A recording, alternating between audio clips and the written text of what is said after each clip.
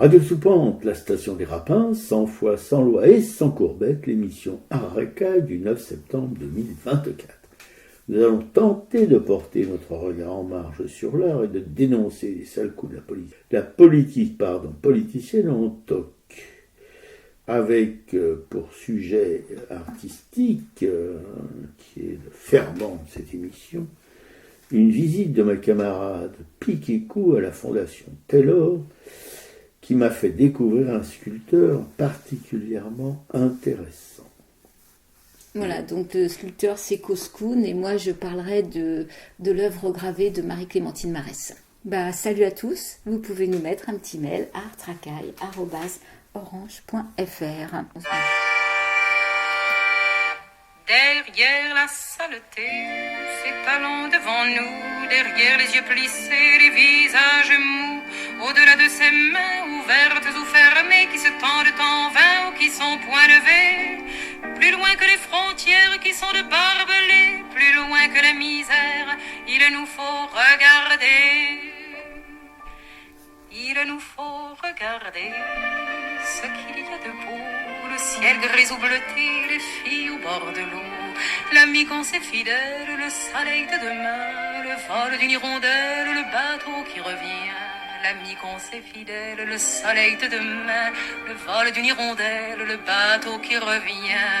Par-delà le concert, des sanglots et des pleurs, et des cris de colère des hommes qui ont peur. Par-delà le vacarme des rues et des chantiers, des sirènes d'alarme, des jurons de chartier.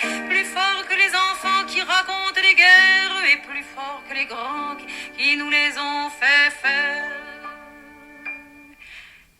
Il nous faut écouter l'oiseau au fond des bois, le murmure de l'été, le sang qui monte en soi, la berceuse des mers, la prière des enfants, et le bruit de la terre qui s'endort doucement. La berceuse des mers, la prière des enfants, et le bruit de la terre qui s'endort doucement.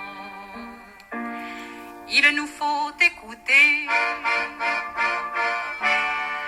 il nous faut regarder. C'était Barbara, il nous faut regarder. Et tout de suite, mon presse-papier, inspiré par cette magnifique chanson de Jacques Brel, Le con, le retour. Avec 44 sièges, quelque chose comme ça, il se ramène tout fiero les blaireaux républicains en carton-pâte. Avec un Premier ministre qui barbote dans le marigot politique depuis une 50aine d'années, le plus vieux Premier ministre de la 5e tartufferie constitutionnelle. Le chef d'équipe de la République Toc-Toc, en place depuis 7 longues années, a fait de son mieux pour tricoter un nouvel épisode couleur cacadois de son second quinquennat. Avec l'autorisation de la chef des chemises brunes, qui ne voulait pas du Bertrand, trop chiant. Faut dire qu'il l'empêche de faire sa loi dans les Hauts-de-France, où ce qu'elle voudrait bien mettre sa main bagousée. Perso, je suis ces salades d'une fesse distraite. J'ai voté pour la petite mère qui mène le parti écolo à la redresse. J'aime sa veste verte et sa verve. Si toutes les nanas de France voulaient bien se donner la main, sûr qu'on ne serait pas dans cette panade et que le bonheur ne serait pas pour après-demain. Qu'on n'assisterait pas à ces grossièretés politicardes, que l'air serait plus respirable. Le rêve passe. Alors comme ça, nous saurions, d'après les porte-flingues des médias télévisuels, les plus dévotement regardés, un pays de droite. Si cette tartufferie est avérée, rien n'interdit encore d'en douter. Pour nous qui sommes à l'extrême opposé de cette fake news, le chemin semble légèrement cabossé, qui nous conduit vers des lendemains chantants. Et à force de nous pousser sur le bord de la route jusque dans le fossé, sont un peu niais les tartuffes conservateurs. Ce pays a fait dans la rébellion et même dans les révolutions un certain nombre de fois qu'il peut refaire. Une odeur de poudre dans l'air. J'ai un pif de clébard pour ce genre de fumée de balle des vampires. La fixette, depuis les dernières élections, Mélenchon. À toutes les sauces, le repoussoir suprême. Ils embavent les bafouilleurs télévisuels. Je ne suis pas une groupie du leader Maximo, mais pas non plus abruti au point de lui nier tout intérêt. Lui, au moins, a une culture politique qui n'est pas en toc. Il sait aussi causer, et pas pour ne dire que des âneries comme ceux qui l'accablent. Il faut vous reprendre, mesdames et messieurs les manipulateurs d'opinion. Vous ne vous adressez pas qu'à la France un peu bébête de droite, mais aussi à celle qui pense et penche plutôt à bâbord. Toutes. Bien sûr, tout ce petit monde de l'info, pour faire court, n'est pas né dans les ghettos des cités de la périphérie des grandes villes, et en digne représentant de la bourgeoisie. Il sert la rente et le capital. Éméluche est le repoussoir idéal. Et les filles, quasi les chaudrons de l'enfer. Les écolos, des terroristes selon Darmanin de Jardin, et les socialos, des vendus. Bref, des mauvais chevaux de retour ou pas, mais mauvais. Un trouvait grâce aux yeux énamourés des journaux télévisés, un vieux déplumé, casse-neuve. Mais ça y en a pas à comprendre du tout. Moi, ça y en a pas à comprendre du tout. Un mot du genou, pas assez pourtant pour complaire à l'horloger de l'Élysée, qui préfère un premier de cordée savoyard, qui le croit, un peu bien de pépère. Si jeune, c'est un vrai problème. Mais entre nous, pour gouverner, a-t-on besoin de lunettes ou de toute autre prothèse? Si cela était, cela se saurait. Donc, ce n'est pas une question et cochons qui sont dédirets. Vous dites, ma blonde, entends-tu dans la ville siffler les fabriques et les trains? Allons au devant de la vie, allons au devant du matin. Que c'est dans ces vieilles chansons populaires que je me retrouve, moi seul, que la connerie du monde me semble plus supportable, et que je me pense bête que demain sera un autre jour. Moins salingue, plus propre sur lui. Comme ma maman me l'a appris. Il faut toujours faire de son mieux pour plaire à sa mère, même post-mortem. Surtout en souvenir de ses desserts, et d'un plus spécialement le gâteau de riz. Ouais. Heureusement que tu termines avec un petit peu d'humour et de légèreté, parce qu'en fait, cette nomination de Michel Barnier est quand même quelque chose qui est très, très, très grave face à notre démocratie, à cette façon qu'on a de tordre la Constitution, de pouvoir nommer ce personnage qui n'a aucune légitimité. On est quand même... notre pays a une constitution qui est une des plus dictatoriales, autoritaires quand même de l'Europe. Dans 23 pays européens, ce ne serait pas possible. Le Premier ministre doit être issu de la coalition d'un parti qui est majoritaire, quoi. Et nous, on arrive à ça. Et Macron, apparemment, disait lui-même, alors je ne sais pas quand, j'ai trouvé ça sur le site de Frustration, une dictature, c'est un régime où une personne ou un clan décide des lois. Une dictature, c'est un régime où on ne change pas les dirigeants. Jamais. Et en fait... Là, on est quand même sur un déni du vote des Français, sur un mépris, sur quelque chose qui est vraiment très grave. Et on peut se demander qu'est-ce qui va se passer en 2027. Alors, est-ce qu'avant on aura une nouvelle dissolution dans un an, ce qui est possible? Apparemment, Michel Barnier, et ça n'a pas été assez dit, et c'est vraiment regrettable, est un des premiers qui a été reçu à l'Élysée dès le début du mois de juillet. Apparemment, tout le monde était au courant. Ça aurait été bien que ce soit beaucoup plus médiatisé. J'ai aussi appris que Michel Barnier avait été contacté quand Édouard Philippe est parti pour être Premier ministre, sauf que Macron lui demandait à ce moment-là de renier sa famille politique, ce qu'il n'a pas voulu faire. pour devenir macroniste. Il est resté chez les Républicains. En fait, on est quand même dans un tournant de notre histoire. Enfin, je sais pas comment. Il y avait une manifestation samedi à l'initiative de la jeunesse. J'ai entendu la revue de presse là, de ce jeune lycéen et de la jeune femme qui représentait les étudiants.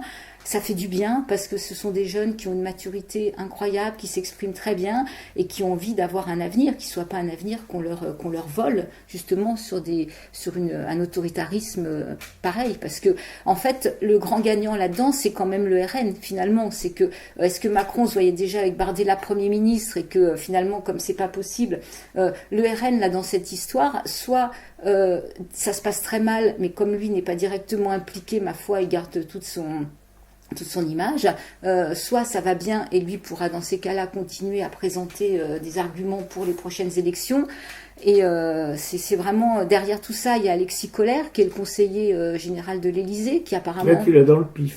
Lui, c'est lui qui est aux commandes, visiblement, c'est quand même lui qui décide de beaucoup de choses, quoi. Ben, ça a toujours été un peu le cas. Et lui, c'est pareil, il est mouillé aussi dans des histoires, donc on est quand même dans cette clique de politiques qui sont tous mouillés à tous les niveaux. C'est peut-être pour ça aussi qu'une femme comme Lucie Castet ne les intéresse pas, parce que elle est vraiment pour l'anticorruption, donc elle pourrait mettre son nez dans des affaires qui pourraient leur faire peur. Mais je pense qu'il aurait quand même fallu jouer le jeu démocratique en la nommant, enfin quitte à ce qu'il y ait peut-être une motion de censure, mais c'est peut-être pas gagné. C'est pour ça qu'aussi ils ont peut-être eu peur que finalement elle puisse être Premier ministre. Oui, mais si tu veux, le jeu démocratique, comme tu l'appelles, ça vaut si ça s'adresse à des démocrates. Mais comme tu l'as dit précédemment dans ta péroraison, il semblerait pas qu'on soit dans une vraie démocratie. Ah là, on a passé, c'est-à-dire qu'on a cette constitution qui est quand même issue de la guerre d'Algérie, donc qui donne un pouvoir fort au président de la République, qui n'a jamais été révisée. Cette constitution, elle aurait dû être abolie depuis longtemps. On aurait dû passer à une nouvelle constitution. C'est ce qu'on appelle, d'ailleurs, tous les Mélenchon appelle à une 6e République. Enfin, on appelle tous à un changement de constitution qui arrête de donner des pleins pouvoirs comme ça au président, parce que si ça pouvait être justifié, je dis bien entre guillemets, quand c'était De Gaulle et qu'il y avait la guerre d'Algérie, là ça n'a plus raison d'être, quoi. C'est voilà. Et ce Michel Barnier, effectivement, quand on le voit, qui est né dans la politique pratiquement et qui a un grand réseau. Alors il y a des arguments que j'ai entendus qui disent qu'il a été commissaire européen et donc que comme la France a quand même a dépassé ce à quoi elle est autorisée en matière de déficit, que lui par son réseau pouvait peut-être éviter des sanctions. Enfin voilà, il pouvait peut-être négocier auprès de l'Europe. Voilà voilà. Mais il a un discours qui est très paternaliste quand il parle des gens simples, que des bonnes idées viennent des fois. Enfin c'est vraiment papa vous écoute, mais papa va quand même faire ce qu'il veut à la fin parce que finalement il en a rien à fiche. Hein. C'est Pas qui décide, oui, c'est vrai. Voilà. Non, parce qu'on a beau être un grand serviteur de l'État ou de l'Europe, etc., il ne faut pas effectivement oublier d'où il vient. C'est un homme de droite. Il a toujours été de droite depuis. Il a été le plus jeune député de France de la Ve République. 50 ans dans le marigot. Bon, ça laisse des traces, quoi. Voilà. C'est pas franchement une jeunesse dynamique dans laquelle on a eu la triste expérience de Macron, on l'a toujours d'ailleurs, où beaucoup de gens pensaient que puisqu'il était jeune, ça allait changer les choses. En fait, il a fait une politique tout à fait semblable à celle qu'il honnissait, c'est-à-dire la vieille politique des partis, etc. Il a fait encore pire. Donc, bon, la jeunesse n'est pas garante d'un avenir radieux. Voilà. Et c'est vrai que sur ces élections législatives, on a quand même eu un vote beaucoup plus important que sur les dernières élections. Il y a vraiment une grosse mobilisation. On a ce nouveau Front populaire qui a le plus de sièges. Et on nous dit, bah non, vous n'avez pas gagné. Enfin, on est vraiment dans un point de bascule quand même dans l'histoire, je pense, sur ce qui se passe aujourd'hui. Et il faut voir que les résultats du nouveau Front populaire, après, quand même, toute cette campagne où tous les médias se sont acharnés sur la France insoumise, où n'ont pas arrêté de les faire passer pour des antisémites. Ils ont été quand même bafoués, ils ont été traînés dans la boue quand même pendant toute cette campagne électorale. Donc, le fait qu'il y ait ces résultats, c'est quand même incroyable, c'est quand même une belle réussite, quoi. Et je pense que justement, il y a des sondages qui sont pas du tout diffusés, qui donnent quand même 76% de Français insatisfaits des actions d'Emmanuel Macron, 84% qui portent un regard négatif sur le pouvoir d'achat, 77% sur la réforme des retraites. Il faut bien voir que cette réforme des retraites, les Français n'en voulaient pas quand même. Il y a des avis négatifs sur la lutte contre le terrorisme, sur les relations avec l'UE. Donc en fait, il y a quand même les pourcentages pour Mélenchon qui grimpent. Oui, non, mais voilà, malgré une vraie campagne, un vrai acharnement pour faire croire aux masses crédules que c'était un futur dictateur, un pote de Maduro, etc., etc. Voilà, tout a été, si vous voulez, essayé pour dénaturer ce personnage qui, à mon avis, comme je dis dans mon presse-papier, est certainement un des plus fiables de tout ce petit marigot politique. Voilà. Mais c'est peut-être ça qui dérange aussi. Voilà, on n'aime pas les gens fiables, on n'aime pas les gens qui savent et qui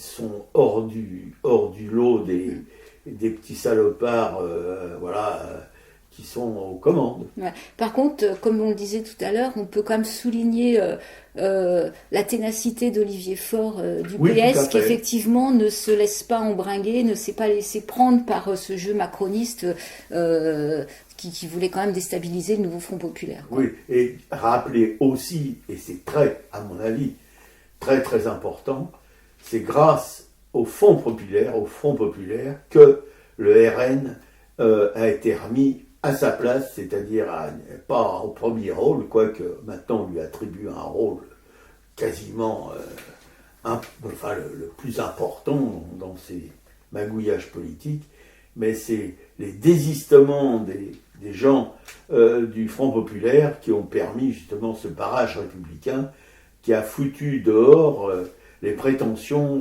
du FN. Ouais, et ça, c'est jamais assez répété qu'effectivement, il y a au moins 35 députés qui ont été élus grâce au désistement du nouveau Front populaire. Et que Michel Barnier n'a jamais appelé au barrage républicain, d'ailleurs. Bien sûr, non plus. Et je vais reprendre en continuant quand même toujours sur l'actualité de la Palestine, parce qu'effectivement, la Palestine vivra tant qu'on continuera d'en parler, tant qu'on sera là. Comme je suis allée dimanche, un petit moment à l'arrivée du drapeau de la Libération qui était sur la place de la Nation. C'est un drapeau, comme pendant les JO, le drapeau palestinien n'a pas pu être brandi. En fait, il y a tout un mouvement des blouses blanches de Gaza qui ont fait circuler. Il y a eu tout un parcours sur la France entière d'un relais de drapeau palestinien. D'ailleurs, Montpellier n'a pas accepté que le drapeau passe par cette ville.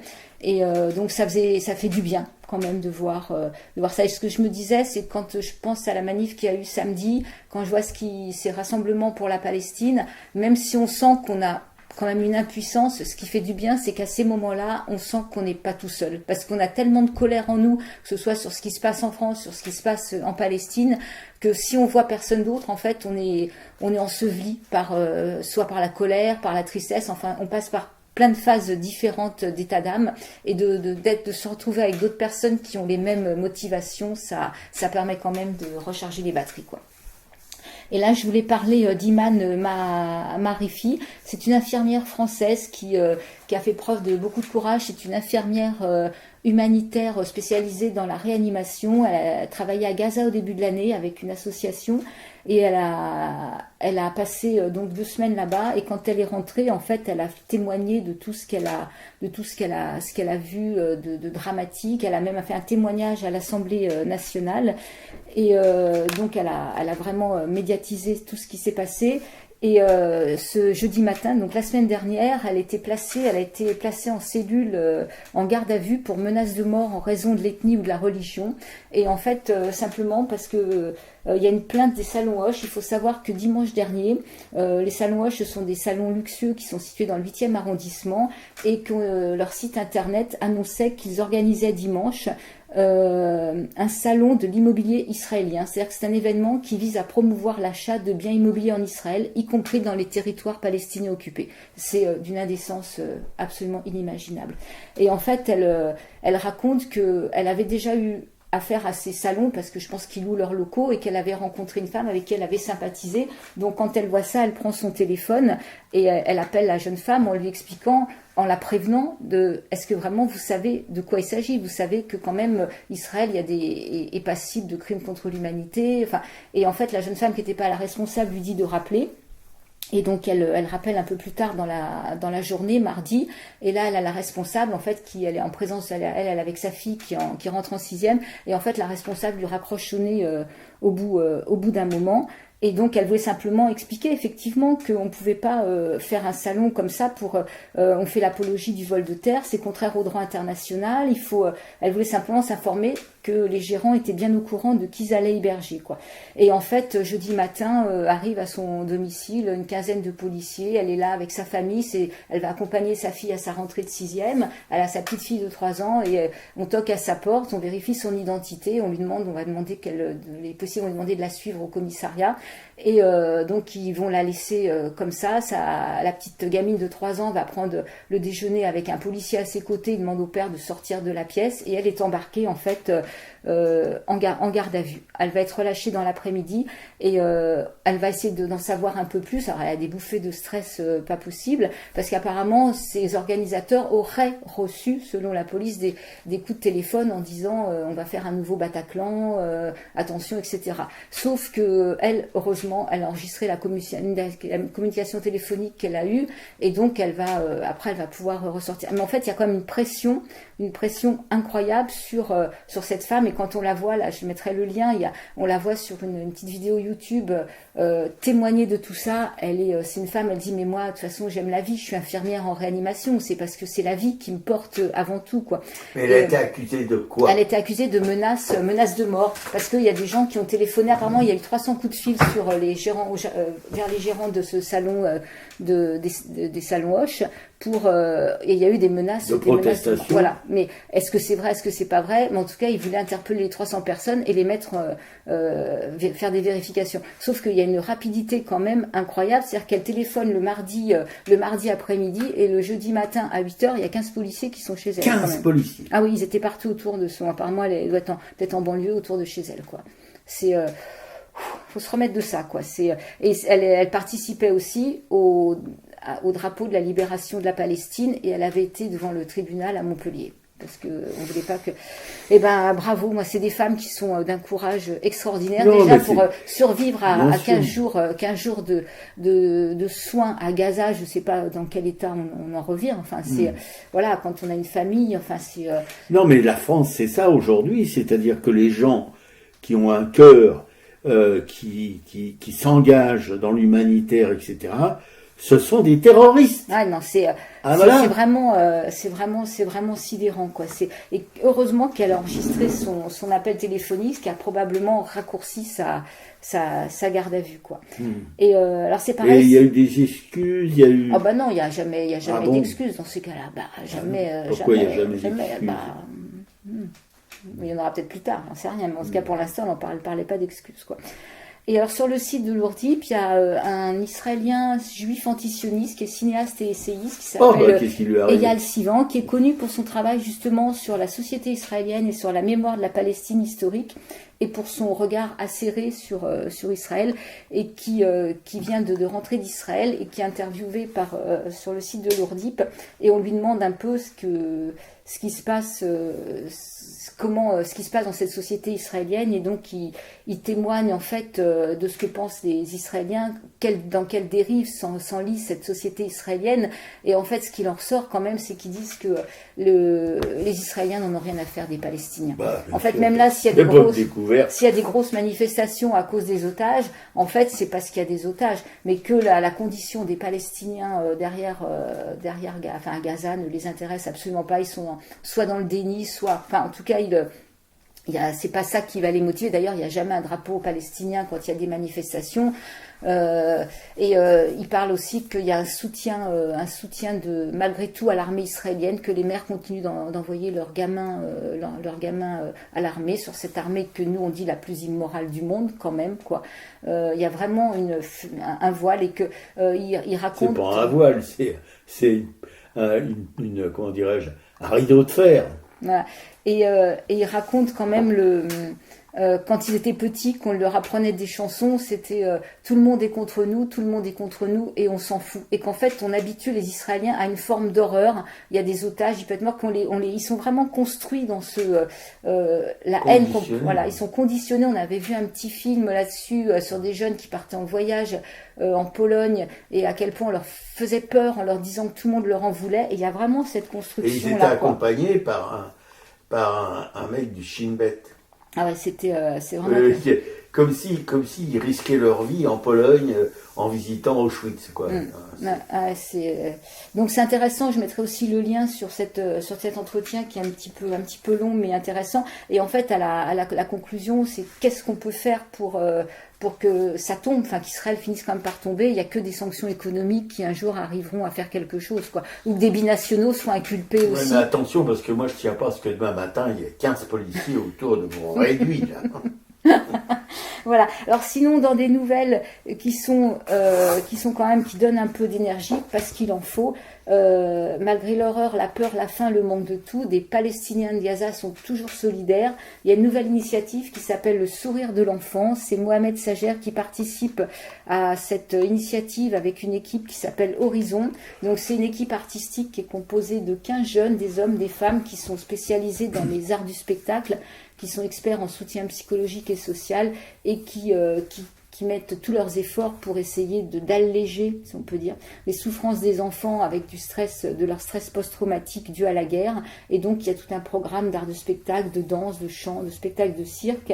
Et donc, il y a des activités de soutien psychosocial, mais de divertissement, de motivation, d'art, de dessin. On sait que le dessin est très, très important dans ces moments-là, de distribution de paniers alimentaires aux enfants.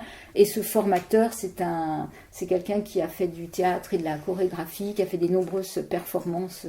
Voilà. Et donc, quand on voit des photos, on se dit qu'il y a quand même aussi tous ces lieux d'espoir. C'est pour ça qu'on peut continuer à dire Palestine vivra, Palestine vaincra, quoi. Et que Mohamed a été proche c'est un des 4 danseurs de Dagbé qui avait accompagné la tournée d'avant-première du film Yala Gaza pendant l'été 2023. Un film absolument très très beau sur justement la situation en Palestine, quoi.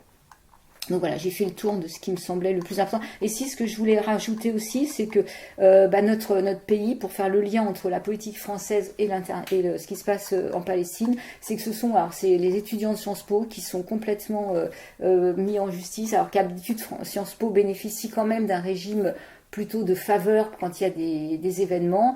Et là, en fait, depuis qu'il y a un soutien à la Palestine, les policiers sont rentrés. L'ancien directeur avait été chassé suite à des mouvements d'étudiantes et d'étudiantes parce qu'il avait été accusé de violence conjugale. Et le nouveau directeur, à peine arrivé là, laisse la police et les CRS entrer dans Sciences Po, quoi.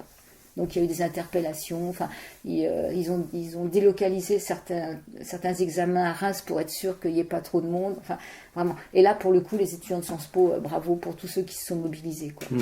Espérons que si certains d'entre eux deviennent un jour des politiques, ils se souviendront de leur jeunesse.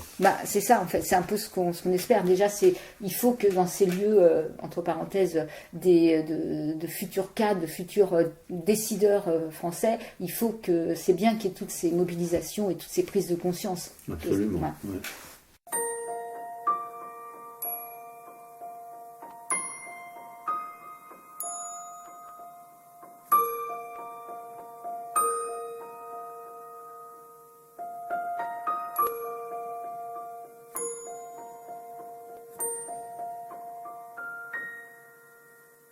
C'est bon comme un bonbon, c'est doux comme un bisou, plus grand que l'océan, brillant comme le firmament, sourire d'amour,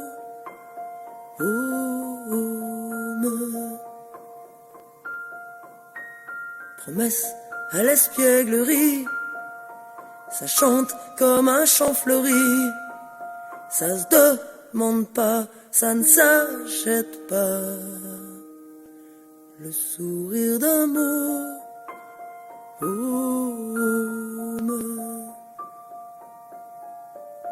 Quand il est pour toi, tu peux pas te tromper.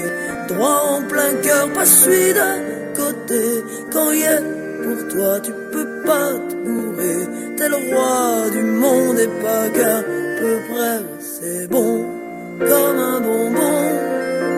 C'est doux comme un bisou. Aussi chaud que le soleil. La huitième merveille. Sourire d'amour.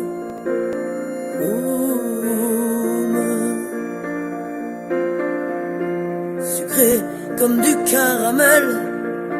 Sentiment d'être immortel. Ça stoppe les armes, ça tire les larmes. Le sourire d'amour.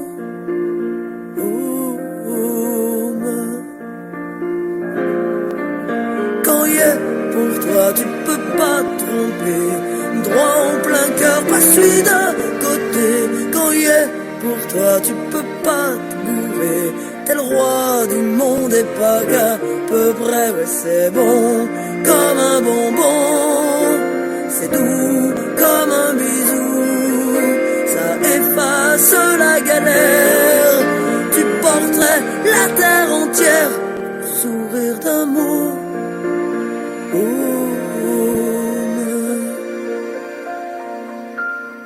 Ce petit glissement de frimousse, c'est la vie qui éclabousse. Et sacrilège s'il est en danger. Le peuple entier se lève, faut pas y toucher. C'est bon comme un bonbon. C'est doux comme un bisou. Ça se demande pas, ça ne s'achète pas. Le sourire d'amour.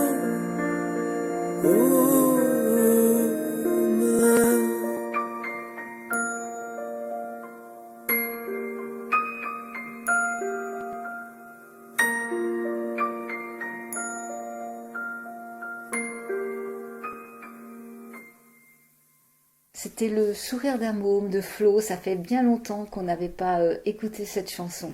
Et bien longtemps qu'on n'a pas eu de nouvelles de Flo d'ailleurs. Ouais, c'est vrai.